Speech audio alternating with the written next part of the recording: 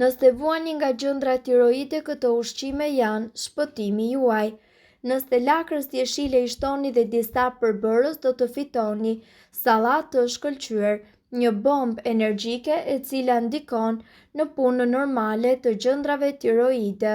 Përbërësit për sallatë janë një lugë mjalt, një lakër jeshile, një avokado të prerë në copa, një lugë kripteti, një gjysmë lugë e lëng limoni, 1/4 e gotës karrota të qëruara, 1/4 e gotës fara të pjekura të lule diellit, 1/4 e gotës vaj ulliri, 1/4 e gotës ujë, 1/4 e gotës rrush.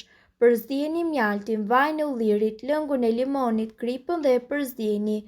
Më pas në enë vendosni lakrën jeshile, karrotat, derdheni përgatiten paraprake dhe e lini për 1 orë.